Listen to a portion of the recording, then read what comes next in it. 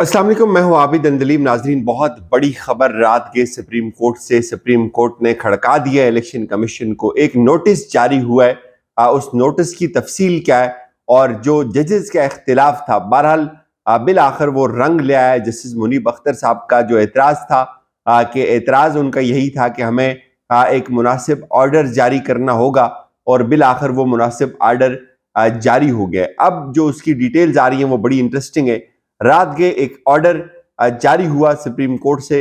वो ऑर्डर है, उन्होंने इलेक्शन कमीशन को एक लिखा है, रजिस्ट्रार ऑफिस की जानिब से एक लेटर लिखा गया है इलेक्शन कमीशन ऑफ पाकिस्तान को कि आप चूंकि आज की जो तारीख थी वो 27 तारीख थी, 27 तारीख के बाद इलेक्शन कमीशन ने रिपोर्ट करना था सुप्रीम कोर्ट के अंदर कि आया उनको वो पैसे मिले या नहीं मिले। 27 लास्ट डेट थी और 27 को ये मामला एक दफा फिर कल आपने देखा जिस तरह कौमी असम्बली के अंदर भेजा गया। कौमी असम्बली के अंदर फिर इस बिल की सूरत में इसको पेश किया गया कि क्या सुप्रीम कोर्ट के कहने के ऊपर इलेक्शन कमीशन को 21 अरब रुपए जारी किए जाएं। तो उसमें जो मैक्सिमम लोग थे उन्होंने इनकार कर दिया। उन्होंने कहा कि बिल्कुल जारी नहीं किए जाएं। उससे पहले आपने देखा स्पीकर की तरफ से चीफ जस्टिस साहब को एक खत भी लिखा गया, गो कि उस खत को पढ़ा ही नहीं चीफ साहब ने। और उसके बाद फिर आपने ये देखा कि जब इस बिल को मुस्तरद किया गया तो इस दौरान जो दूसरा केस था पूरे मुल्क में एक साथ इलेक्शंस करवाने का, उसके ऊपर बहुत लेन देन शुरू हो गया, बहुत बातचीत शुरू हो गई। ये भी कह दिया गया कि जजेस बैकफुट के ऊपर चले गए।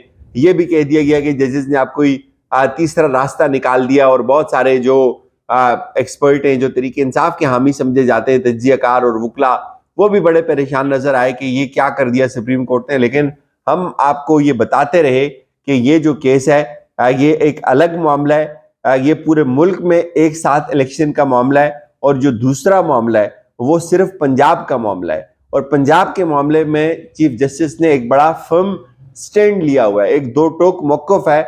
और जितना भी जोर लगाया जा रहा है वो इस वक्त पंजाब के ऊपर लगाया जा रहा है। और चीफ साहब को जो परेशान किया जा रहा है, जो उनको ब्लैकमेल किया जा रहा है, वो इसी बात के ऊपर किया जा रहा है कि वो पंजाब के ऊपर जो इलेक्शन का मामला है उससे पीछे हट जाए। तो अब जो कल की समाअत थी उसके ऊपर बड़ी चेमगोइयां हुई, बड़ी अफवाहें हुई कि जो जजेस हैं वो बैक फुट के ऊपर चले गए हैं। लेकिन हमने आपको बताया था कि इख्तिलाफ हुआ है बेंच के दरमियान।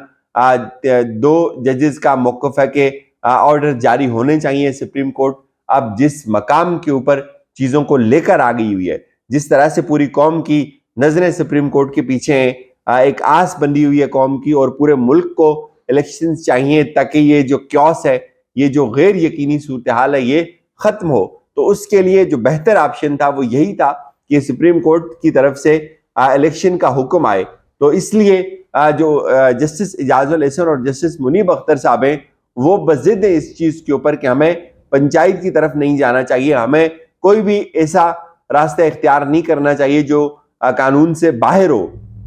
और ये जो सियासी जमातें इनको इनके आपस के मामलात हैं, ये बेशक हल करें या ना करें, हमारे पास जो आईनी सवाल है उसका जवाब हमें देना होगा।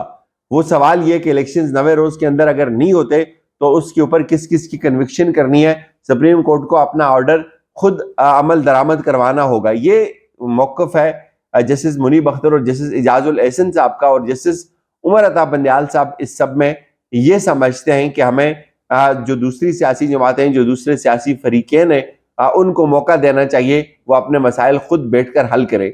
ये जो इख्तिलाफ था ये बड़ा शिद्दत इख्तियार किया। और फिर रात गए ये खबर सामने आई कि चूंकि बहुत ज़्यादा लोग ये भी स्पेकुलेशंस कर रहे थे कि देखें जी, लास्ट डेट थी वो गुजर गई, सुप्रीम कोर्ट ने कोई एक्शन नहीं लिया, कोई हिदायत सुप्रीम कोर्ट की तरफ से जारी नहीं हुई, तो रात गए अब उन्होंने वो खड़ा कर दिया है, जिसका शायद बहुत कम लोग सोच रहे थे। और ये एक लेटर लिखा गया है रजिस्ट्रार सुप्रीम कोर्ट की जानिब से, और उन्होंने ये लिखा है इलेक्शन कमीशन को कि आप को आज पैसे मिलने थे वफाकी हुकूमत की जानिब से 21 बिलियन रुपीज। क्या आपको पंजाब और KPK के अंदर जो इलेक्शंस के हवाले से फंड का मामला था, क्या आपको फंड्स मिल गए या अभी तक नहीं मिले?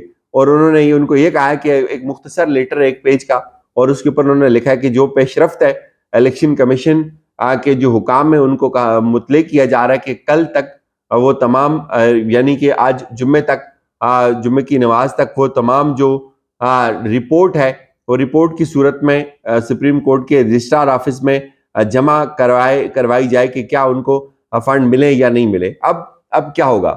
اب سپریم کورٹ کی طرف سے آرڈر آئے گا.